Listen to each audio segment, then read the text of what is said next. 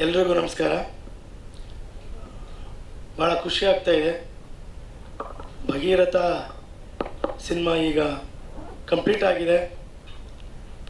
ರಿಲೀಸ್ಗೆ planning ನಡೀತಾ ಇದೆ. ನಾವು ಲಾಸ್ಟ್ ಸೆಪ್ಟೆಂಬರಲ್ಲಿ ಶುರು ಮಾಡಿದ್ದು. ನಾವು ಅಂದ್ಕೊಂಡಾಗೆ ಚೆನ್ನಾಗಿ ಬಂದಿದೆ ಅಂತ ಅಂದ್ಕೊಂಡಿದ್ವಿ. ಬಹುಶಃ ನಿಮಗೂ ಸಿನಿಮಾದ ಬಗ್ಗೆ ಅನಿಸಿರ್ಬೋದು. ಒಂದು ತುಣುಕನ್ನು ತೋರಿಸಿದ್ವಿ. ಭಾಳ ಒಳ್ಳೆಯ ಕತೆ ಇಟ್ಕೊಂಡು ಮೇಡಮ್ ಅವ್ರು ಹೇಳಿದಾಗೆ ನಮ್ಗೆ ಗೊತ್ತಿಲ್ಲ, ಇಟ್ಸ್ ಎ ಕೋಇನ್ಸೈಡ್. ನಾವು ವರ್ಷದ ಹಿಂದೆ ಮಾಡಿರೋ ಕತೆ ಈಗಿನ ಒಂದು ವಾಸ್ತವವಾಗಿ ಏನು ನಡೆಯುತ್ತೆ ಅದಕ್ಕೆ ರಿಲೆವೆಂಟ್ ಅಂದರು. ಇರ್ಬೋದು, ಇಲ್ಲ ಅಂತ ಹೇಳಲಿಲ್ಲ. ಭಾಳ ಚೆನ್ನಾಗಿ ಕತೆ ಸ್ಕ್ರಿಪ್ಟ್ ಬಂದಿದೆ. ನಾನು ಅಂದ್ಕೊಂಡಾಗೆ ನಮ್ಮ ಹೀರೋ ಜಯಪ್ರಕಾಶ್ ಅವರು ತುಂಬ ಚೆನ್ನಾಗಿ ಆ್ಯಕ್ಟ್ ಮಾಡಿದ್ದಾರೆ. ಅವ್ರಿಗೆ ತುಂಬ ಪ್ರೆಷರ್ ಹಾಕಿ ಕೆಲವು ಸೀನ್ಸ್ ಎಲ್ಲ ಮಾಡಿಸಿದ್ವಿ. ಅವ್ರು ಕೆಲವು ಸೀನ್ಸ್ ಎಲ್ಲ ಅಯ್ಯೋ ನಾನೊಬ್ಬ ಪೊಲಿಟಿಕಲ್ ಲೀಡ್ರಾಗಿ ಇವೆಲ್ಲ ಮಾಡಬಾರ್ದು ಅಂತ ಹೇಳಿದ್ರು. ಇಲ್ಲ ಸರ್, ಕತೆ ಸಿನಿಮಾ ಆಪ್ಟಾಗಿದೆ, ಸಿನಿಮಾಗೆ ಏನು ಬೇಕೋ ಅದು ಇದೆ, ದಯವಿಟ್ಟು ಮಾಡಿ ಅಂತ ಅವ್ರು ಮಾಡಿದ್ರು ಕೂಡ. ಆಮೇಲೆ ಒಪ್ಕೊಂಡು ಕತೆಗೆ ಅವ್ರು ಕನ್ವಿನ್ಸ್ ಮಾಡಿದ್ರು. ಹಾಗೆ ನಮ್ಮ ಪ್ರೊಡ್ಯೂಸರ್ಸ್ಗೂ ತುಂಬ ಸಪೋರ್ಟ್ ಮಾಡಿದರು.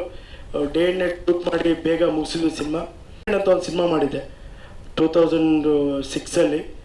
ಅದಾದಮೇಲೆ ಅಂಜದಿರು ಅಂತ ಮಾಡಿದೆ. ಸ್ವಯಂ ಕೃಷಿ ಅಂತ ಒಂದು ಸಿನಿಮಾ ಮಾಡಿದೆ. ನೀನಿಲ್ಲದ ಮಳೆ ಅಂತ ಒಂದು ಸಿನಿಮಾ ಲಾಸ್ಟ್ 2019 ರಿಲೀಸ್ ಆಯಿತು. ದಯವಿಟ್ಟು ಸಪೋರ್ಟ್ ಮಾಡಿ. ಸಿನಿಮಾ ಬಿಟ್ಟರೆ ನಮಗೆ ಬೇರೆ ಕೆಲಸ ಗೊತ್ತಿಲ್ಲ. ಸಿನಿಮಾ ಅಂದ್ಕೊಂಡು ಅರ್ಧ ವಯಸ್ಸು ಕಳ್ಕೊಂಡು ಬಂದುಬಿಟ್ವಿ. ಬಹುಶಃ 15 ವರ್ಷ ಸಿನಿಮಾದಲ್ಲೇ ಜರ್ನಿ ಮಾಡ್ತಾಯಿದ್ವಿ. ಒಂದು ಸಕ್ಸಸ್ ಬೇಕೇ ಬೇಕು. ಸಿನಿಮಾದಲ್ಲಿ ಹಿಟ್ಟಿಲ್ಲ ಅಂದರೆ ನಾವು ಸಿನಿಮಾದಲ್ಲಿ ಬದುಕಿದ್ದು ಸತ್ತಾಗೆ.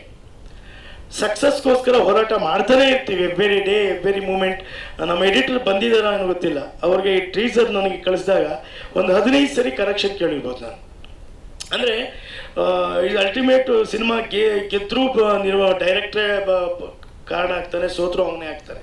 ಯಾಕೆಂದರೆ ನಾವು ಯಾರನ್ನೂ ಬ್ಲೇಮ್ ಮಾಡೋಕ್ಕೆ, ಎಲ್ಲ ನಮ್ಮ ಮಗು ಥರ ಅದು ಸೃಷ್ಟಿ ಆಗುತ್ತೆ. ಹಾಗಾಗಿ ತುಂಬ ಕಷ್ಟಪಟ್ಟು ತುಂಬ ಎಫರ್ಟ್ ಹಾಕಿ ನಮ್ಮ ಲಿಮಿಟ್ಸಲ್ಲಿ.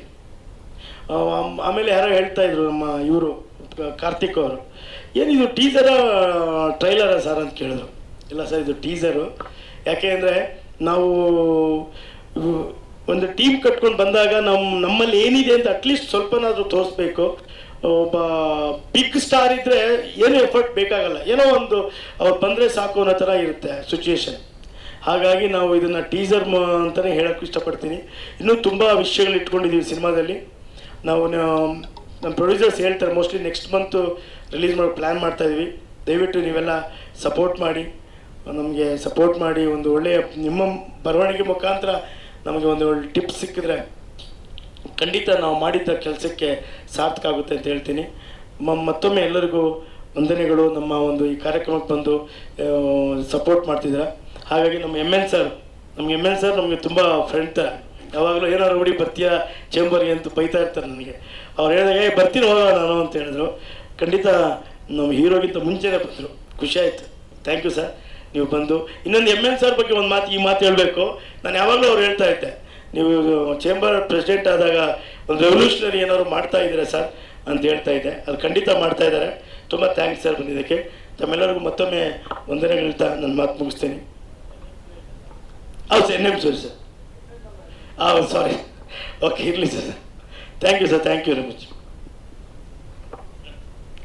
Thank you sir. 5ನೇ ಸಿನಿಮಾ ಒಳ್ಳೇದಾಗಲಿ. 5ನೇ ಸಿನಿಮಾ ಹಾರೈಸ್ತಾ. ಕರುನಾಡ ಜನ ಯೂಟ್ಯೂಬ್ ಚಾನೆಲ್ನ ಸಬ್ಸ್ಕ್ರೈಬ್ ಮಾಡಿ, ವಿಡಿಯೋಗಳನ್ನು ಶೇರ್ ಮಾಡಿ, ಲೈಕ್ ಮಾಡಿ.